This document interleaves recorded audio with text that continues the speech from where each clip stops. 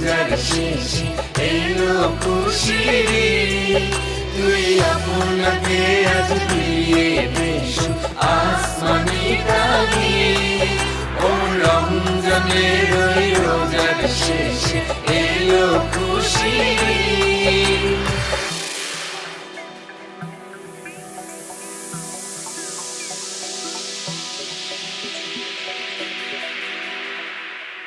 তোর সোনা দানা বালাখানা সব রাহেলা, তোর সোনা দানা বালাখানা সব রাহেলা। দে যাকাত মুর্দা মুসলিমের আজ ভাঙাইতে নি, দে যাকাত মুর্দা মুসলিমের আজ ভাঙাইতে নি।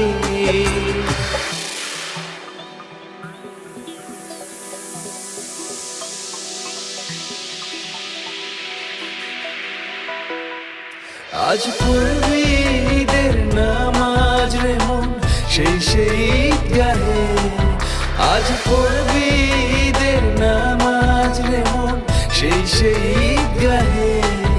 যে ময়দানে সব গাজী মুসলিম হয়েছে শহীদ, যে ময়দানে সব গাজী মুসলিম হয়েছে শহীদ।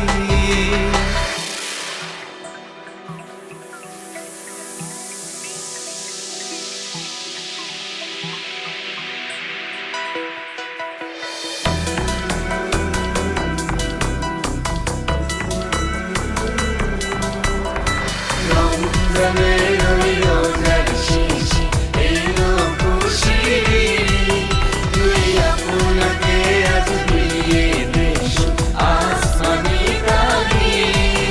ও রমজানের ওই রোজার শেষে এলো খুশি।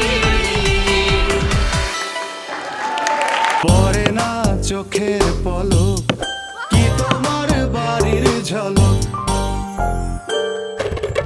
বার্জার ওয়েদার কোট গ্লো এর গ্লসি কোটিং ফর্মুলা বাইরের দেয়ালে দেয় চকচকে ফিনিশিং, বাড়ি দেয় এমনই ঝলক পরে না চোখের পলক।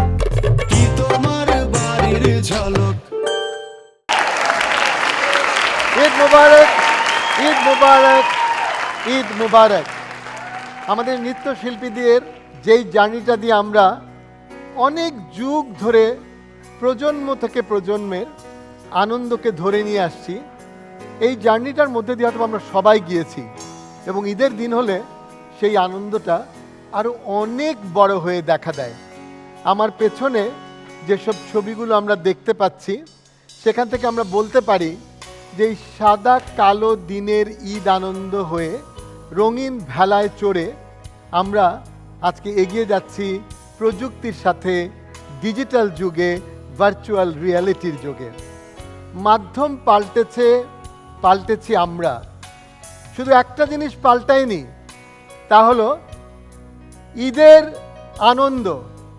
আর এই আনন্দকে কেন্দ্র করেই প্রজন্ম থেকে প্রজন্মে যেই আনন্দটা আমাদের অনেক আনন্দ দিয়েছে ঈদের দিনে, সেই শতাব্দীর সাক্ষ্য, সেই ঈদের খুশিগুলো নিয়েই আমাদের আজকের অনুষ্ঠান। এই দিন সেই দিন, ঈদ আনন্দ। খুশি জোয়ারে মাঠে প্রাণ, ভুলে সব দ্বিধা দ্বন্দ্ব। এই দিন সেই দিন আনন্দ, এই দিন সেই দিন ঈদ আনন্দ, এই দিন সেই দিন ঈদ আনন্দ, এই দিন সেই দিন ঈদ আনন্দ। আমরা বাঙালিরা আসলে খুব অল্পতেই খুশি ছিলাম, খুশি আছি এবং খুশি থাকব। আমরা শুধু শীতের সময় একটু গরম চাই, গরমের সময় চাই একটু শীত, বৃষ্টির সময় চাই একটু রৌদ্র, আর রৌদ্রের সময় চাই একটু বৃষ্টি। আর ঈদের সময় আমরা চাই ঈদি কিংবা ঈদ আনন্দ। এই ঈদ আনন্দের ধারা অনেক যুগ ধরে আমাদের বাসায় বাসায় নিয়ে এসেছে টেলিভিশন। এই সেই টেলিভিশন যে আমাদের বাসায় বাসায় ঈদের আনন্দ বয়ে নিয়ে এসেছে। 1970-এর দশক থেকে এই ঈদের দিনের একটা বিশেষ অনুষ্ঠান চালু হয়ে এসছে। আমাদের প্রতিটি পরিবার টেলিভিশনের সামনে এই অনুষ্ঠান উপভোগ করেছে এবং এই অনুষ্ঠানের স্বপ্নদ্রষ্টা বা স্রষ্টা আমাদের সবার প্রিয় কিংবদন্তির সেই শিক্ষক অধ্যাপক আব্দুল্লাহ আবু সাঈদের চিন্তার স্কুল থেকে এসেছে, যেটাকে আমরা ঈদ আনন্দ মেলা হিসাবে দেখতে পেয়েছি অনেক বছর ধরে। সেই ঈদ আনন্দের রিং মাস্টার, সেই ঈদ আনন্দের কর্ণধার আব্দুল্লাহ আবু সাঈদ স্যারকে আজ আমাদের মাঝে পেয়েছি। অনেক বছর তো চেষ্টা করলাম ভাই, এখন অবস্থা এতই টক্সিক, মন আর সায় দিচ্ছে না। এই যে দেখেন কি ড্যাম্প। আপনার মতো অনেকেই ড্যাম্পের সাথে টক্সিক রিলেশনে ভুগছেন, যে কারণে হতে পারে হাঁচি, কাশি, শ্বাসকষ্ট সহ নানা রকম স্বাস্থ্য ঝুঁকি। তাই আর নয়, ড্যাম্প ওয়ালের সাথে toxic relation. Berger mister expert damp গার্ডই সঠিক সলিউশন। এই আনন্দ মেলার শুরুটা কোথা থেকে হলো? 70-এর দশকের মাঝামাঝি আমার একটা সিরিজ অনুষ্ঠান ছিল, সেটার নাম ছিল আনন্দ মেলা, এবং সেটা 15, 16 বা 17টা হওয়ার পর আমি হঠাৎ বিদেশ চলে যাই। তো বিদেশ মানে অস্ট্রেলিয়াতে যাই। তো এখন অনুষ্ঠানটা বেশ পপুলার হয়ে গেছিল, বেশ পপুলার হয়ে গেছিল। তো সেই জন্য আমাকে যাওয়ার আগে মুস্তফা কামাল সৈয়দ, যিনি টেলিভিশনের একজন কর্তা ছিলেন, তিনি আমাকে বললেন যে আপনি এই সমস্ত অনুষ্ঠানগুলোর থেকে সেরা অংশ দিয়ে একটা 3 ঘন্টার অনুষ্ঠান বানিয়ে দিয়ে যান, যাতে পরশু দিন বা তার পরের দিন রাত্রে আমরা এটা দেখাতে পারি। তো পরশু দিন আমি ঠিক সেই সময় প্লেনে উঠেছি, সিঙ্গাপুর থেকে অস্ট্রেলিয়ার প্লেনে। প্লেন চলছে আর এদিকে এই প্রোগ্রাম শুরু হয়ে গেছে। এই 3 ঘন্টা হঠাৎ একটা প্রচণ্ড শব্দ এবং ঝাঁকি, এবং মানে কি যে অবস্থা হয় একটা প্লেনের মধ্যে যদি এরকম ঘটনা ঘটে, তাহলে তুমি বুঝতেই পারো যে ভারত মহাসাগরের উপরে। হ্যাঁ, ভারত মহাসাগরের উপরে অন্ধকার রাত, ঘুটঘুটে কি হচ্ছে, প্লেন নিচের দিকে যাচ্ছে কিছুটা। তো পরে আমরা কিছুক্ষণ পরেই শুনতে পেলাম যে একটা ইঞ্জিন ভেঙে গেছে, বিস্ফোরিত হয়েছে। তো তখন আমার মনে হতে লাগলো যে এই সময়ে সারা বাংলাদেশে আমার সেই প্রিয় আনন্দ মেলা মানুষ দেখছে, খুশি হচ্ছে, হ্যাঁ, আনন্দ পাচ্ছে, আর আমি ভারত মহাসাগরের পানির দিকে এগিয়ে চলেছি। তো যা হোক, শেষ পর্যন্ত আমি ফিরে এলাম এবং তার সামনেই ঈদ। তখন কি নাম রাখা যায় ঈদের অনুষ্ঠানে? আব্দুল্লাহ আল মামুন তখন বোধহয় জেনারেল ম্যানেজার বা কিছু একটা। তা আব্দুল্লাহ আল মামুন বললেন যে এই আনন্দ মেলা এত জনপ্রিয় হয়েছে, আমরা আনন্দ মেলাই রাখবো ঈদের অনুষ্ঠানের নাম।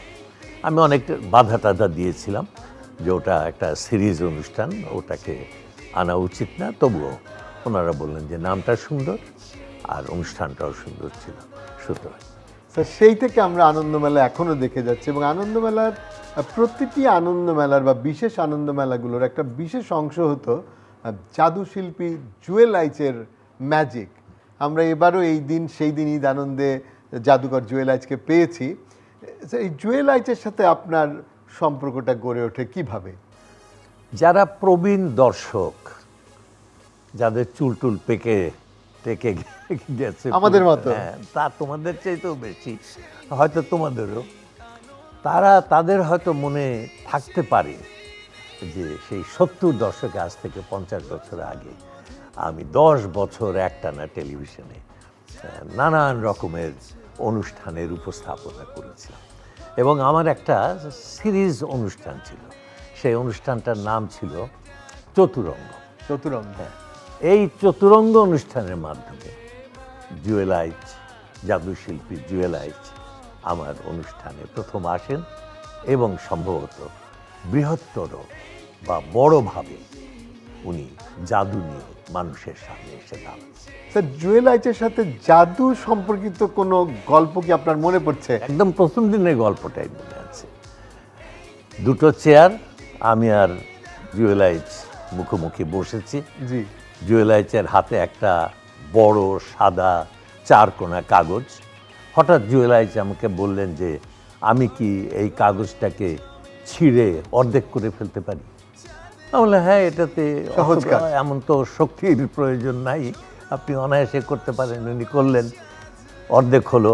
তখন বললেন যে আবার কি অর্ধেক করতে পারি ছিঁড়ে? আমি বললাম হ্যাঁ। উনি বললেন আবার কি পারি, আবার কি পারি? ততক্ষণ কিন্তু সেই কাগজটা ছোট ছোট হয়ে গেছে একদম। টুকরো টুকরো।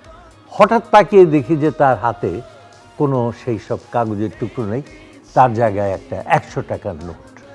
তখনকার 100 টাকার হ্যাঁ। নোট তো অনেক বড় নোট। অনেক বড় ব্যাপার। আমি সুযোগ ছাড়লাম না, আমি বললাম যে আমি কি একটা কাজ করতে পারি? তখন জুয়েল আইচ বললেন যে হ্যাঁ। আমি তখন বললাম যে আমি এই নোটটা কি, এই 100 টাকার নোটটা কি চিরতরে আমার পকেটের মধ্যে নিয়ে নিতে পারি? জুয়েল আইচ খুব হাসতে হাসতে রাজি হলেন, কিন্তু আমি দেখলাম যে তার চোখ দুটো একটু বিষণ্ণতার আভাস চোখের দেখা মধ্যে, যাচ্ছে। কারণ 100 টাকা সেইকালে অনেক টাকা। অবশ্যই অবশ্যই। আপনাকে যদি প্রশ্ন করি যে তাকে আপনি কিভাবে মূল্যায়ন করেন, এই জুয়েল আইচের যে কর্মজীবনটা আমাদের মাঝে আছে এবং আমাদের যে আনন্দটা দিয়ে যাচ্ছেন, শুধু ঈদের দিনেই নয়, যে কোনো অনুষ্ঠানে জুয়েল আইচের ম্যাজিক থাকা মানেই একটা অন্যরকম আনন্দ। জুয়েল আইচ তারপরে অনেক জাদু করেছেন, আমার অনুষ্ঠানেই করেছেন। তারপরে অনেক জাদু নিয়ে পরীক্ষা নিরীক্ষা করেছেন, অনেক নতুন জাদু উদ্ভাবন করেছেন এবং অনেক পুরনো জাদুকে পরিমার্জিত করেছেন এবং বিশ্বজোড়া সেই জাদু তিনি দেখিয়েছেন এবং বিশ্বে একদিন তিনি নন্দিত জাদুকর হিসেবে অভিহিত হয়েছে। এটা আমাদের জন্য আনন্দের এবং গর্বের। কেমন? এবং আমি তার জাদুর সবচেয়ে বড় যে গুণটা দেখি সেটা হচ্ছে তার মৌলিকতা। তার জাদু পাশ্চাত্যের এই যে ধনী দেশগুলোতে যে জাদুর সে আড়ম্বরপূর্ণ জাদু হয়, তার জাদু কিন্তু সেরকম নয়। তার জাদুর মধ্যে বাংলাদেশের মাটির গন্ধ আছে এবং একটা কবিতার মাধুরী আছে। কেমন? এবং আমি যেটা সবচেয়ে অবাক হই যে তার জাদুর মধ্যে একটা অলৌকিকতার বিভ্রম তিনি দর্শকের সামনে তুলে ধরতে পারেন।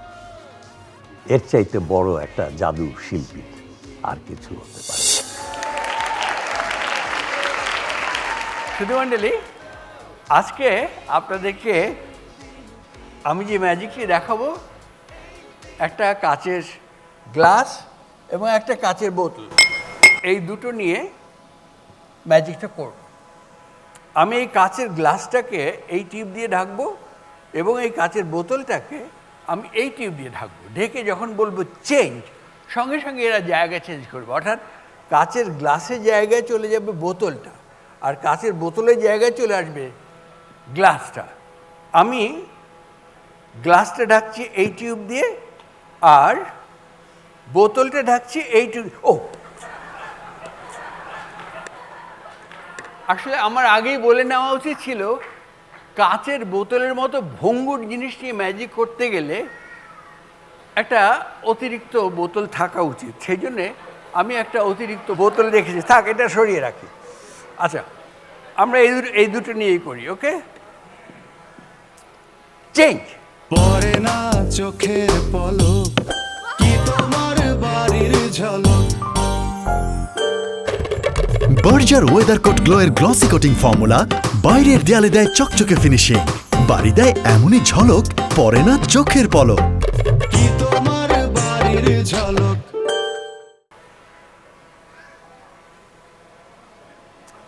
চেঞ্জ হয়ে গেছে। এরপরে কাজটা আরও করি, সেটা হচ্ছে যার যার জায়গায় ফেরত না। Change, yes, it's back. Your nice, your nice. Okay, আচ্ছা, আবার করছি। Change, yes, it's done. Change again. আচ্ছা, আমি একটা কাজ করি, এই গ্লাসের মধ্যে কিছুটা শরবত ঢেলে দিই।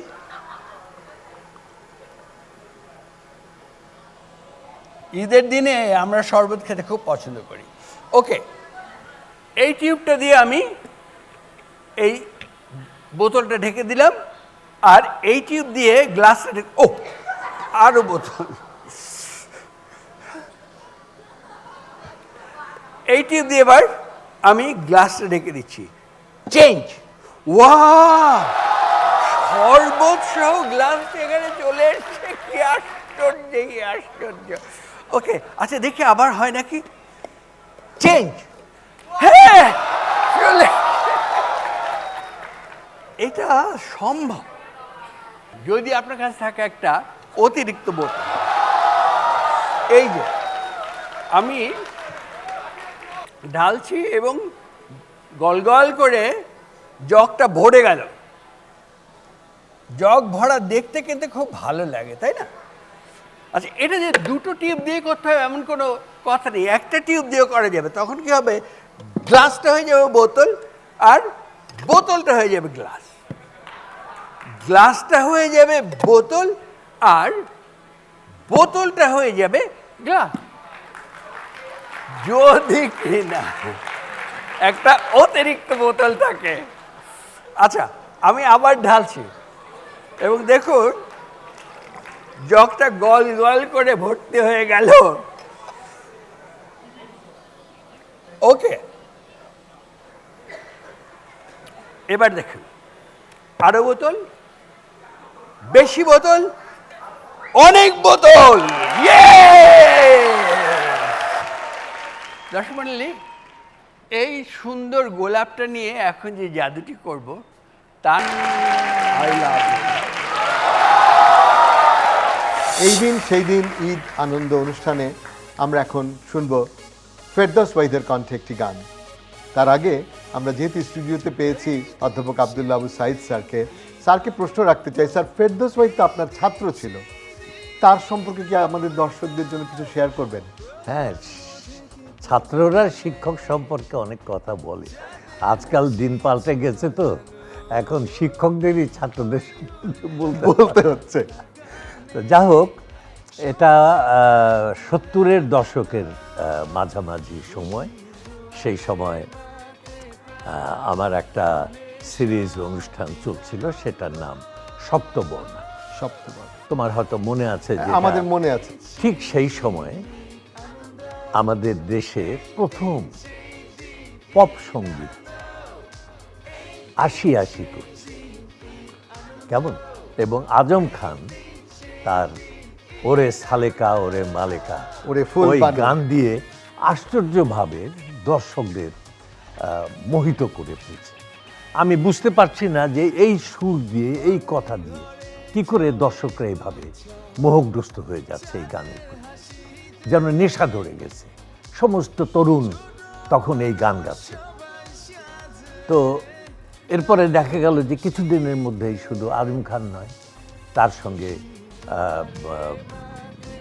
ফিরোজ শাহী, ফেরদৌস ওয়াহিদ, পিলু মমতাজ, তারপরে ফকির আলমগীর, এরা সব এসে জুটে গেল। তো তখন আমরা যে টিমে কাজ করতাম সপ্তবর্ণার জন্য, আমাদের যে সহকর্মী, তারা বলল যে এই যে নতুন একটা গান আসছে, এখনো মানুষ ঠিক পুরোপুরি সারা দেশের মানুষের মধ্যে একটা হয়ে যায়নি, এখন পর্যন্ত একটা হইচই এখনো পড়েনি। আমরা একটা কাজ করি, এই গানকে বড় করে আমরা তুলে ধরি। তা আমি বললাম যে ঠিক আছে, এটা করা যায়। এবং তখন আমার মনে আছে প্রথম দিন ফেরদৌসদের বাসায় রিহার্সাল হলো। ফেরদৌসদের একটা ড্রয়িং রুম ছিল, এটা একটা প্রায় ছোটোখাটো জাহাজের সমান, এত বড় ড্রয়িং রুম। তো সেখানে সবাই মিলে রিহার্সাল হলো। আমরা একটা নতুন ফরম্যাট বার করলাম, যে গানের ধাঁধা, কুইজ সাডেনলি শেষ হচ্ছে এবং সঙ্গে সঙ্গে আবার আরেকজনকে উত্তর দিচ্ছে। সেইটা এই অনুষ্ঠানের পরে বোম্বেতে হয়তো তোমাদের মনে আছে যে একটা আন্তাক্ষরী নামে একটা আন্তাক্ষরী। অনুষ্ঠান হয়েছিল ঠিক এই ফরম্যাটের উপর। তো সেই গান হলো এবং প্রথম দিন অনুষ্ঠানটা খুবই সফল হলো এবং মানুষের উচ্ছ্বসিত প্রশংসা যখন তুঙ্গে, তখন একটা ভালো খাওয়া দাওয়া হলে তো শেষে একটু মিষ্টান্নর দরকার। অবশ্যই। শেষটা সেই ডেজার্টটা কি হবে, তো তখনই সে আমাকে বলেছিল, তখন ফেরদৌস আমাকে বলেছিল যে আমার একটা রেকর্ড করা গান আছে, আপনার ইচ্ছা করলে এটা চালিয়ে দিতে পারেন। তো তখন সেই গানটা আমরা চালিয়ে দিই। তো সেই গানটা আজকে অনেক দিন পর, 50 বছর পর, এর মধ্যে এই গানটা অনেক শুনেছিল কে, মানুষের কাছে সেই প্রথম দিনের যে রোমাঞ্চ, প্রথম দিনের যে বিস্ময়, সেই বিস্ময়ের ঘোর হয়তো কেটে গেছে, কিন্তু আমি মনে করি যে সেই দিন আমাদের কাছে, সবার কাছে সেই গানটা অসম্ভব সুন্দর লেগেছিল। সেই গানটা আমরা ফেরদৌসের কাছ থেকে এখন শুনব।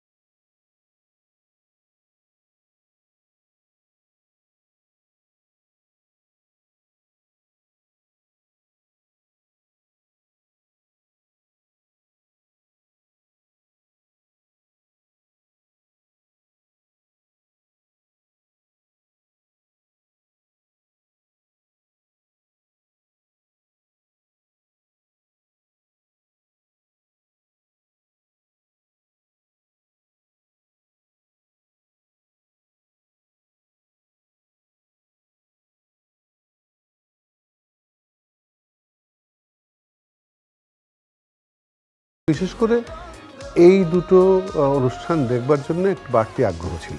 অবশ্যই।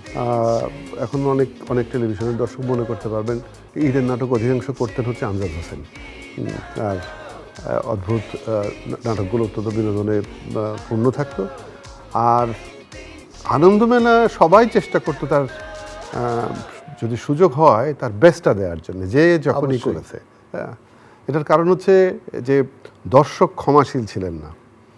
দর্শক দেখে যদি ভালো না লাগে প্রচণ্ডভাবে প্রতিক্রিয়া ব্যক্ত করত।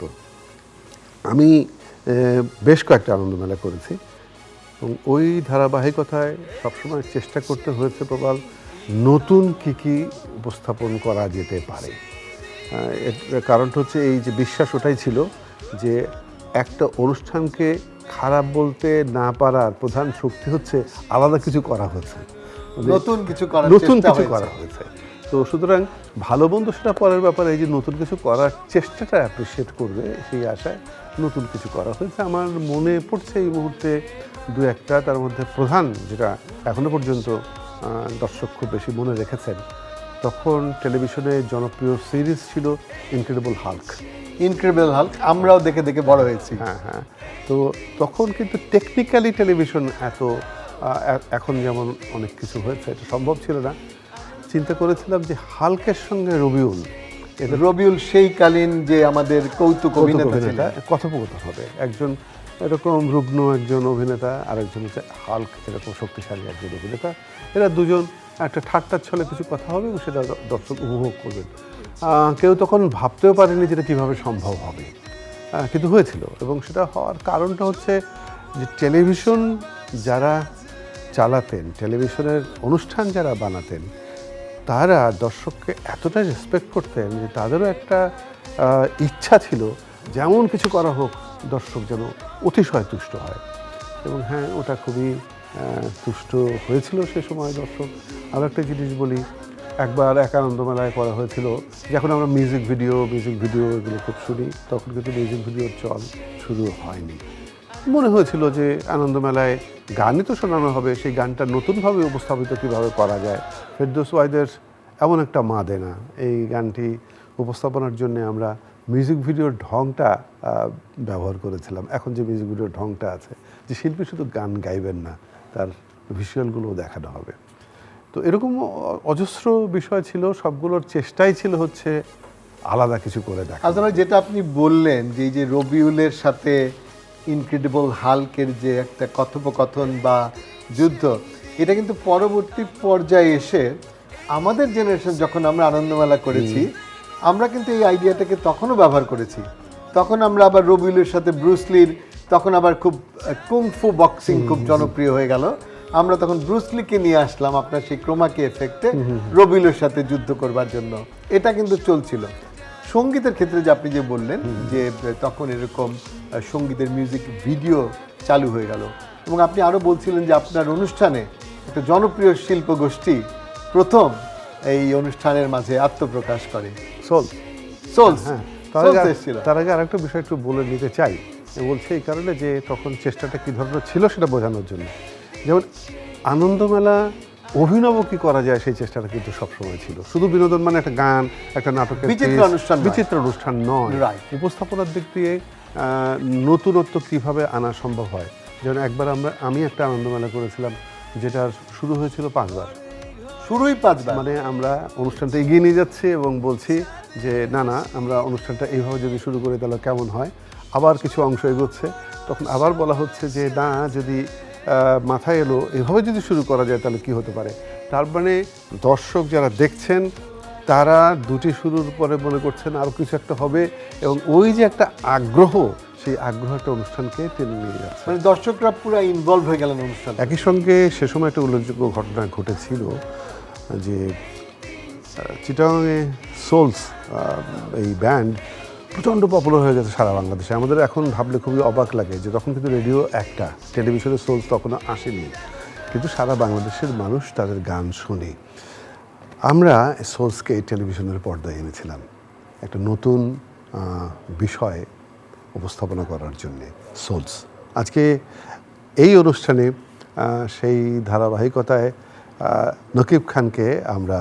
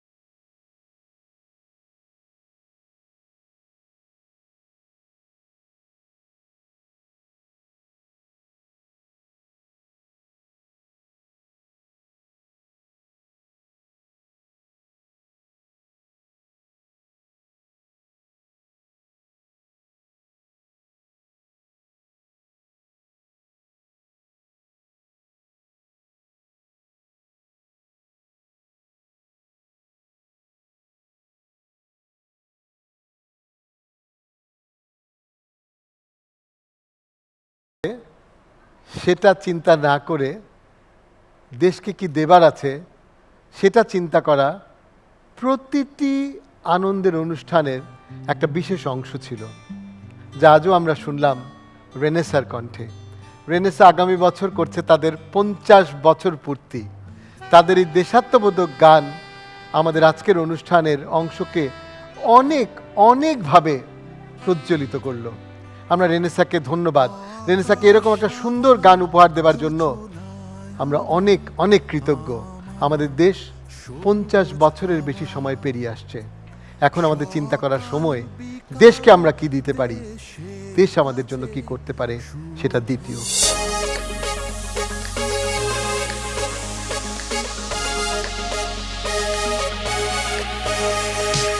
এই দিন সেই দিন ঈদ আনন্দ, এই দিন সেই দিন ঈদ আনন্দ, প্রজন্ম থেকে প্রজন্মে যাদের হাসি ছড়ানো, হই হুল্লোড় আড্ডা গানে সময়টাকে রাঙানো, খুশির জোয়ারে মাঠে প্রাণ ভুলে সব দ্বিধাদ্বন্দ্ব,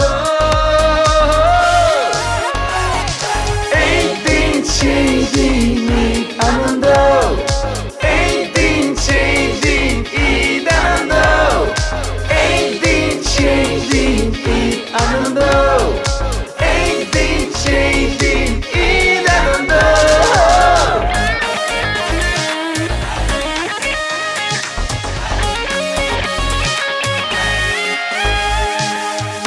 ঘরে ঘরে জমে উৎসব চাঁদের হাসিতে, ছোট বড় সবাই সাজে দারুণ খুশিতে, খুশি জোয়ারে মাঠে প্রাণ ভুলে সব দ্বিধাদ্বন্দ্ব, এই দিন সেই দিন ঈদ আনন্দ, এই দিন সেই দিন ঈদ আনন্দ, এই দিন সেই দিন ঈদ আনন্দ, এই দিন সেই দিন ঈদ আনন্দ।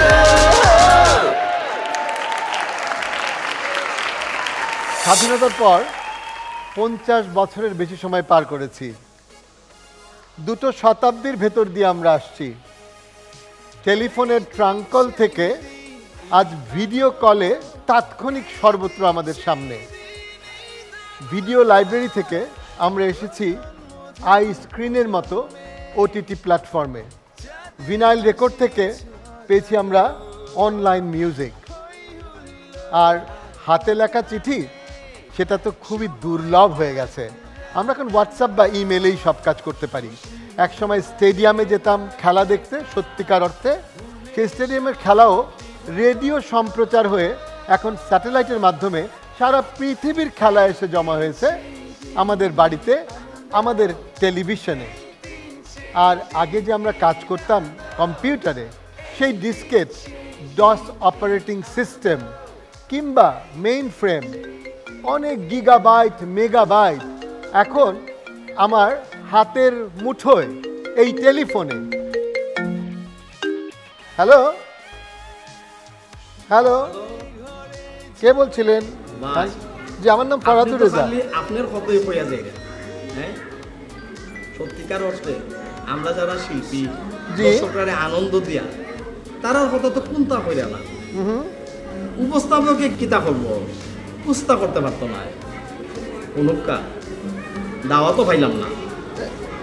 আপনি যদি দাওয়াত দিতা তাইলে দেখতা গান, অভিনয়, কবিতা কি লেখান করতাম। আমি তো একাই 100 লাগবা দাওয়াত দিন পাঠাইয়া হলাম। না না, আপনি বুঝতে পারছেন না আমাদের। জি বলেন। আইমো মঞ্চ অনুষ্ঠান ওই যাব ইট। জি জি, না অনুষ্ঠান আপনি চলে যাবেন না, আপনি একটু অপেক্ষা করুন। কারণ আমরা এখন যে যুগে রয়েছি এটা তো 2024 সাল। আমরা এখন অনলাইন দিয়ে আপনাকে নিয়ে আসতে পারবো আমাদের স্টুডিওতে, যদি আপনি আসতে চান। আপনি কি প্রস্তুত আছেন? সব সময় প্রস্তুত। তাহলে আপনি একটু অপেক্ষা করুন, আমরা এই প্রযুক্তির যুগে আমাদের ড্রোন উড়ে চলে যাবে আপনার বাসায়। আপনি খালি আপনার যে গুগল ম্যাপের অ্যাড্রেসটা আছে না, ওটা আমাকে একটু টেক্সট করে দিন। এই যে আমি ড্রোনকে দেখতে পাচ্ছি, আমাদের ড্রোন এখনই আপনার বাসায় চলে যাবে। আপনি জাস্ট আমাকে গুগল ম্যাপের অ্যাড্রেসটা দিয়ে দেন। জি, ড্রোন চলে যাচ্ছে আপনার বাসায় এখনই। ফেডের আরে রাখো তো, তোমার তো আসো শুধু কালচার করি। আরে ফক মিউজিকের জন্মই দিত চট্টগ্রামত। সেই জিঙ্গা নাট্য গোষ্ঠী, শেফালি ঘোষ, শ্যাম সুন্দর বৈষ্ণব, কুমার বিশ্বজিৎ, আয়ুব বাসু, পার্থ বড়ুয়া। আহারে আরে রাখো তোমার চট্টগ্রাম, নামেই তো বোঝা যায় চট্টগ্রাম, এটা একটা গ্রাম। এরে হনুক, সঙ্গীতের সৃষ্টি হয়েছে আমরা সিলট, আমরা হাসন রাজা, রাধা রমন, বিদিত লাল দাস, সুবীর নন্দী, এর আর গানের তো কোনো তুলনাই ওর না। কি দেখো তোমার চট্টগ্রাম, তুই আর তোমার বেশি বুঝো তো, তোরা ডেইলি তো বোঝা যায়। তোরা সবসময় লেট লেট। হ্যালো, এই আপনাদের কাছে sorry. জি আমাদের ড্রোন ক্যামেরা আপনাদের সামনে দাঁড়িয়ে আছে। জি শুদ্ধ ভাষায় মাত মাতন লাগবে, তুমি আবার ওই ক্ষেতর মতো সাটগাইয়া মাত মাতিও না। হ্যালো, জি আপনি কি করবেন সেটা একটু আমাদের বলুন। আমি মোহাম্মদ আনচার, কালচারের ব্যাপারে সোচ্চার, ঢুকি গেছি ওই আলচার। চেক করো তোমরার কালচার। এই চ্যানেল আইর আমারে ছাড়া হয় না কোনো অনুষ্ঠান। আমি যদি না গাই, খেয়ে গাইব দুই একটা বাংলা গান। অন্যদিকে আমি কন্টেন্ট ক্রিয়েটার, ফেসবুকে, ইনস্টায়, টিকটকার। আমি লেখিকা, আমি নায়িকা, আমি কবি, আঁকি ছবি। আমি হই না তো ক্লান্ত, না আমাকে কেউ দেখেছে শ্রান্ত। আমি নই তো গাধা, মানি না তো বাধা, শিল্পের সাথে আছি বাধা। আমি আজও তাই আছি এখানে, লাইক কমেন্ট শেয়ার যেখানে। আমাদের দিলে বাদ, শুরু করব পলিটিক্সের ফাঁদ। কেউ যদি বাদ দেয় আমায়, এক ঘরে করব তোমায়। আমি মোহাম্মদ আনচার, সৃষ্টি করি নতুন কালচার। যান্ত্রিক গোলযোগের জন্য আমাদের প্রচারে বিঘ্ন ঘটেছে। আপনার টেলিভিশন সেট ঠিকই আছে। এই ঘোষণা শুনতে শুনতে আমরা বড় হয়েছি এবং আমাদের ধৈর্যের পরীক্ষা হয়েছে। আমি জানি যে আপনারা সবাই ধৈর্য ধরে অপেক্ষা করছেন আজকের অনুষ্ঠানে, এবং আমরা এই মুহূর্তে এই দিন সেই দিন ঈদ আনন্দে দর্শকদের নিয়ে কিছু অনুষ্ঠান করতে চাই। কারণ ট্র্যাডিশনালি ঈদ আনন্দের অনুষ্ঠানগুলো দর্শকদের অংশগ্রহণ ছাড়া কখনোই সম্পূর্ণ হয়নি এবং আজও হবে না, ভবিষ্যতেও হবে না। আমার সাথে ইরা রয়েছে। আমরা প্রথম তিনজন তরুণীকে ডাকতে চাইছি। কারা আসবেন? শামিমা আক্তার, রাখি, মাসুদ রানা। প্রশ্ন করছে ইরা। আমার প্রথম প্রশ্ন, কখনো কি ভেবে দেখেছেন আমাদের পূর্বপুরুষ থাকলেও পূর্ব নারী নেই কেন? এই নারী ক্ষমতায়নের যুগেও কেন নেই পূর্ব নারী? আগে যারা ছিলেন মানে তাদেরকেই আমরা যে ফলো করে আসতেছি, এই পূর্বপুরুষটা এবং পূর্ব নারীর জায়গাটা সেম হচ্ছে, মানে ওখানে কোনো পরিবর্তন কিন্তু নাই। আমরা ওই জায়গা থেকেই আবার নতুন করে আপডেট করে নিয়ে আসতেছি, কিন্তু মানে ঘুরে ফিরে দেখা যাচ্ছে সেই জায়গা থেকেই আসতেছি। পরে না চোখের পলক, কি তোমার বাড়ির ঝলক। বার্জার ওয়েদার কোট গ্লোয়ের গ্লসি কোটিং ফর্মুলা বাইরের দেয়ালে দেয় চকচকে ফিনিশিং, বাড়ি দেয় এমনই ঝলক, পরে না চোখের পলক। কি তোমার বাড়ির ঝলক। আপনারা কেউ জানেন উত্তরটা? পূর্বপুরুষ আছে, পূর্ব নারী নেই কেন?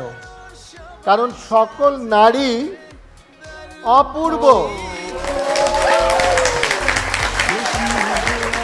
সকল নারী অপূর্ব।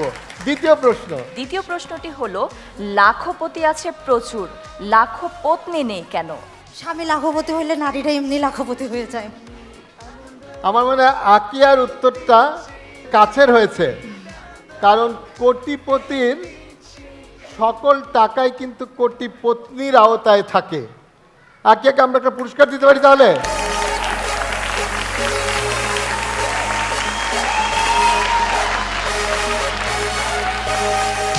দ্বিতীয় প্রশ্নটি হলো প্রজাপতি কাকে বলা হয়? প্রজাদের যিনি পতি তাকে প্রজাপতি বলা হয়। মাসুদ রানারটা কিছু কিছু কাছে গিয়েছে। যেসব পতিরা তাদের পত্নীর প্রজা তাকেই বলা হয় প্রজাপতি। তা আমরা মাসুদ রানাকে একটা পুরস্কার দিতে পারি। আমি দীপ্তিকে অনুরোধ করবো একটা পুরস্কার দিতে। তাহলে আমাদের এই পর্যায়ে আমরা এখানে শেষ করছি, কিন্তু আমাদের যে তৃতীয় যিনি আছেন উনিও উত্তর দেওয়ার চেষ্টা করেছেন। চেষ্টার টাকা দাম দেওয়া উচিত, তাই না দীপ্তি? তাহলে আমরা আরেকটা পুরস্কার দিতে পারি ওনাকে। ধন্যবাদ আপনাদের তিনজনকে। আমরা এবার সেই দম্পতির প্রশ্নে চলে যাব। আমাদের 3 দম্পতি দরকার।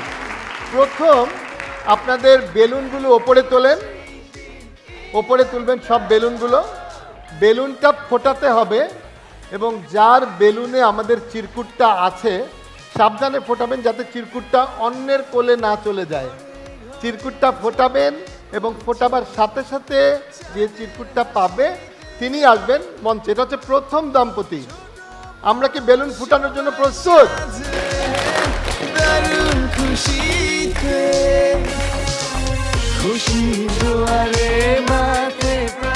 আমরা প্রথম কাপলকে পেয়ে গেছি। এবার দ্বিতীয় দুজন আসবেন। এই দ্বিতীয় দুজন আসার জন্য আমরা একটু কবি, সাহিত্যিক এরকম কাউকে চাচ্ছি। ইরা এখন একটা খুব প্রচলিত কবিতার কয়েকটা লাইন অন্যভাবে আবৃত্তি করবে। যিনি এই ছড়াটার আসল পংক্তিগুলো বলতে পারবেন সেই দম্পতিকে আমরা আজকে এখানে নিয়ে যাবো। দম্পতি হতে হবে কিন্তু এখন। ইরা, ছড়াটা। ভোর হলো ফোন তোলো বন্ধু এবার ওঠরে, ওই ডাকে ফেসবুকে তাড়াতাড়ি ঢুকরে, খুলি হোম দেই পোস্ট এই লাইক পড়লো, বন্ধুর মুখে ওই হাসি যেন ফুটলো, আলসে নয়সে পোস্ট দেয় সকালে, রোজ তাই বন্ধুরা লাইক দেয় বিকেলে। কোন দম্পতি বলতে পারবেন এটা কোন কবিতা? আপনারা দুজন।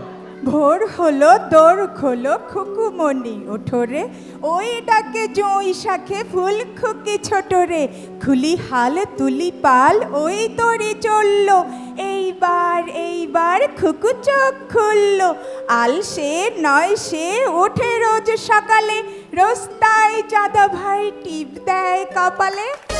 কোমল করতালি দিয়ে আমরা বলতে পারি। এখনো ছেলেবেলার কবিতাটা ছড়াটা মনে আছে। আপনারা দুজনই মঞ্চে চলে আসেন। তাহলে এবার যে দম্পতি আসতে চান একটু হাত তোলেন। কারা আসতে চান দেখি? সাহসী দম্পতি লাগবে। আসেন তাহলে, চলে আসেন, আসেন।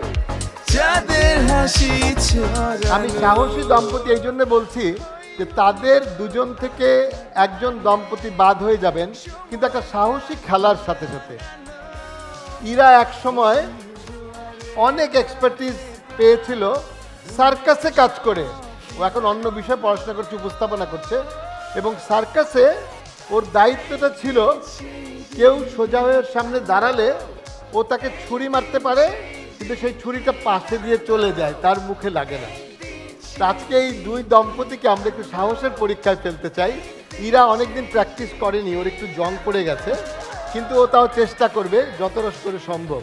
ইরা, তুমি প্রস্তুত তো? তোমার একদম একদম প্রস্তুত।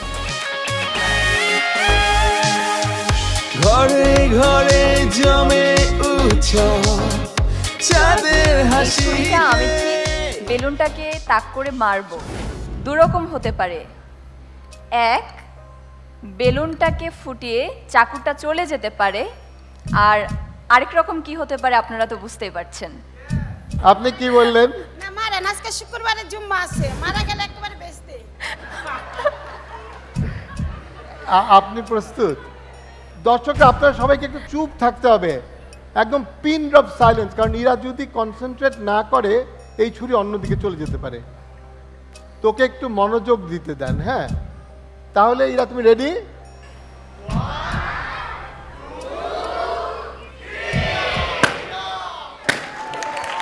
ছুরিটা পড়ে গেছে। আপনি শুনলাম আমরা, আপনি ব্যথা পাননি তো? ব্যথা পাননি? আপনি দর্শকের দিকে ব্যথা পেয়েছেন? না। তাহলে চোখটা খুলে দিন। জি। আচ্ছা, কিন্তু এবার আরেক দম্পতি আছেন, ওনারা ভাবছেন যে এটা তো সহজ, এটা তো পারাই যায়, তাই না? এখন আপনাদের মধ্যে কার চোখ বাঁধা হবে? এই দিন সেই দিন, ঈদ আনন্দ, এই দিন সেই দিন। আমার মনে হয় ওনার জন্য আর করার দরকার নেই, না? উনি সবই তো জানেন। ওনাকে আমরা এমনি নিয়ে নিতে পারি? ঠিক আছে, আপনারা ছুরি মারতে হবে না, আপনাকে আমরা এমনি নিয়ে নিচ্ছি প্রতিযোগিতা। এবার আমরা যেই ধাঁধায় যাব, 4 দম্পতি আছেন, 4টা ক্যাটাগরির প্রশ্ন করব আপনাদের। আপনারা কে কোন ক্যাটাগরির প্রশ্ন চান আমাকে বলবেন। প্রথম ক্যাটাগরি হচ্ছে চ্যানেল আই,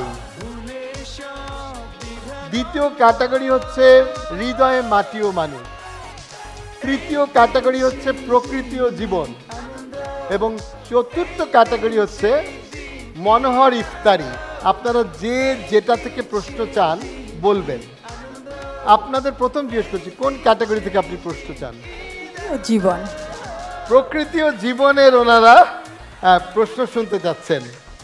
দুজনে মিলে বাংলাদেশের ফুলের নাম বলুন। 30 সেকেন্ড সময়। শাপলা, জবা, গোলাপ, বেলি, জুঁই, শিমুল, চামেলি। পলাশ, হাসনা হেনা, রজনীগন্ধা, বেলি। শেষ, আপনাদের সময় শেষ। আপনারা 9টা ফুলের নাম বলেছেন। আমরা পরবর্তী কাপলের কাছে চলে যাই। আপনাদের কোন কোন ক্যাটাগরিটা চুজ করবেন? মনোহর ইফতার। মনোহর ইফতার।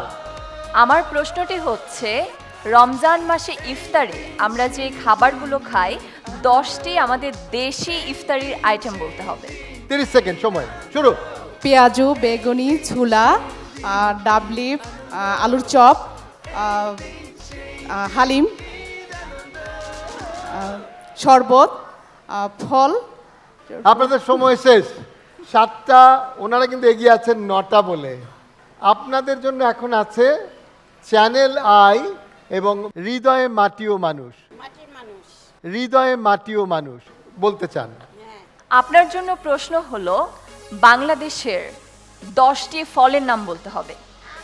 কলা, কাঁঠাল, লিচু, পেয়ারা, ড্রাগন ডাব, তারপরে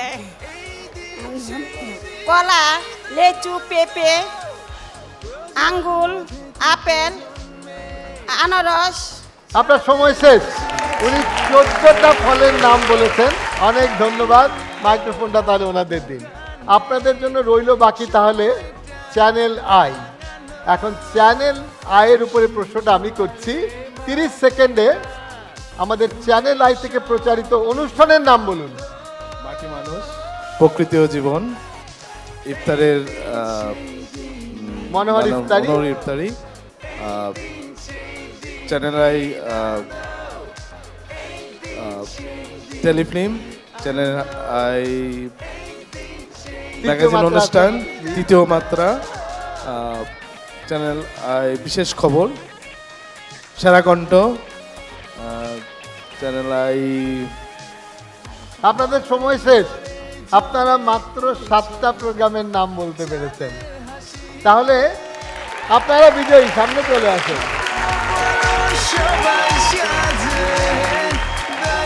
অনেক বছর তো চেষ্টা করলাম ভাই, এখন অবস্থা এতই টক্সিক, মন আর সায় দিচ্ছে না। এই যে দেখেন, কি ড্যাম্প। আপনার মতো অনেকেই ড্যাম্পের সাথে টক্সিক রিলেশনে ভুগছেন, যে কারণে হতে পারে হাঁচি, কাশি, শ্বাসকষ্ট সহ নানা রকম স্বাস্থ্য ঝুঁকি। তাই আর নয়, ড্যাম্প ওয়ালের সাথে toxic relation. Berger mister expert damp গার্ডই সঠিক সলিউশন। স্বামী স্ত্রীর কথোপকথন কিংবা স্বামী স্ত্রীর ঝগড়া যেমন পরিবর্তিত হয়েছে সময়ের চাপে, কিন্তু একটা জিনিস পাল্টায়নি, বিবাহের পূর্বের সেই প্রেমের সময়টা, যখন ভালো লাগতো একসাথে অনেক সময় কাটানোর, যখন ভালো লাগতো কাউকে কাছে পেয়ে সময়টা পার করে দেওয়ার, সেই প্রেমের সময়টা আজও একই রকম আছে। এবং সেখানেই আমরা পাবো এ যুগের সঙ্গীত শিল্পী বালাম এবং কোনালের কণ্ঠে ইদানিংকালের একটা অত্যন্ত জনপ্রিয় গান।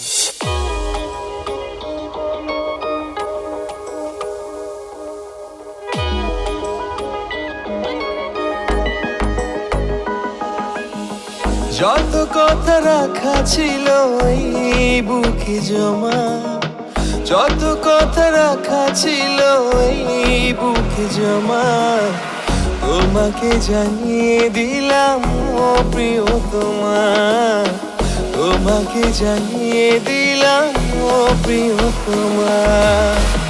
আমার আকাশ নীলে তুমি যে নীলিমা, আমার আকাশ নীলে তুমি যে নীলিমা, তোমাকে জানিয়ে দিলাম ও প্রিয়তমা, তোমাকে জানিয়ে দিলাম ও প্রিয়তমা, ও প্রিয়তমা, ও প্রিয়তমা, আমি প্রিয়তমা, আমার প্রিয়তমা।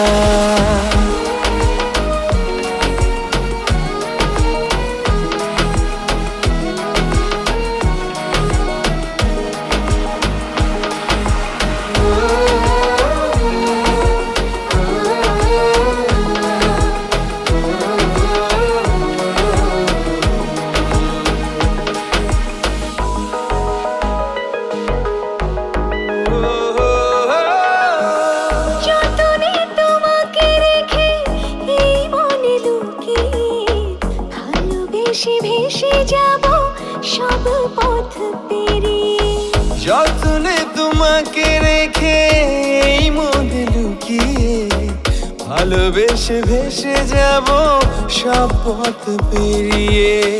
মনের উঠোনে ভেসে যাবে পূর্ণিমা, মনের উঠোনে ভেসে যাবে পূর্ণিমা, তোমাকে জানিয়ে দিলাম ও প্রিয়তমা, তোমাকে জানিয়ে দিলাম ও প্রিয়তমা, ও প্রিয়তমা, ও প্রিয়তমা, আমি প্রিয়তমা, আমার প্রিয়তমা।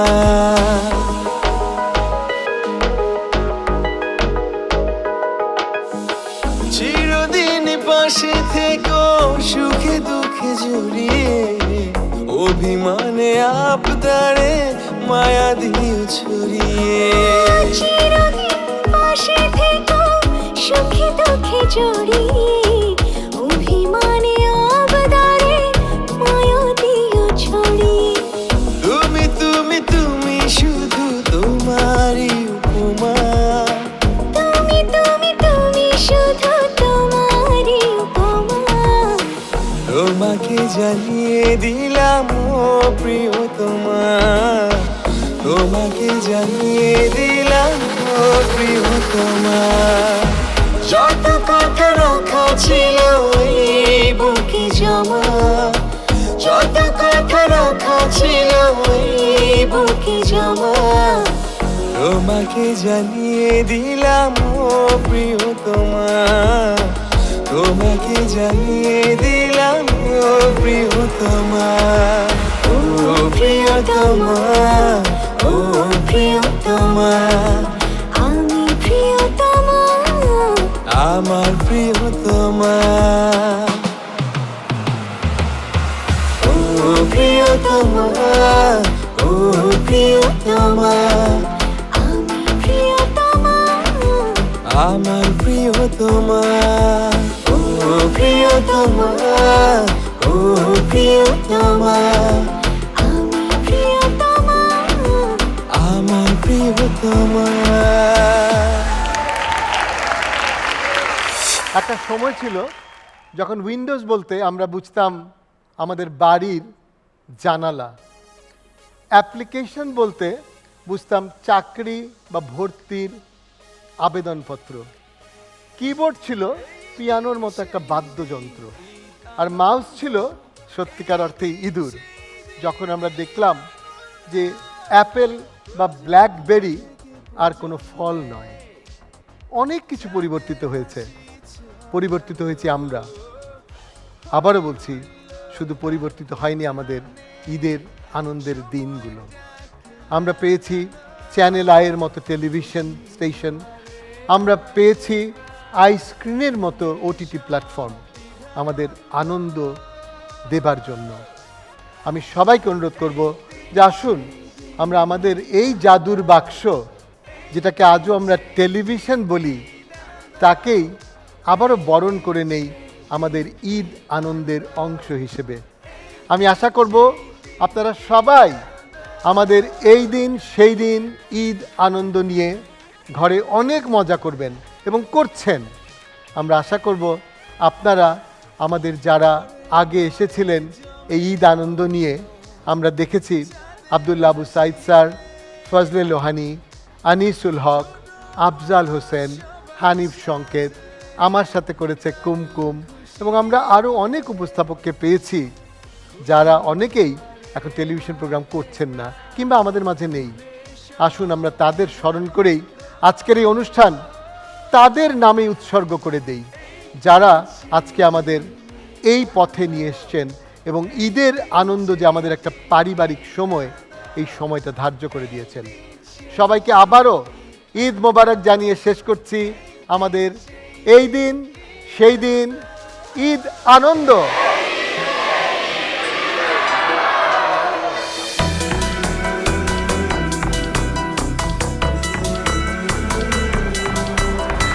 রমজানের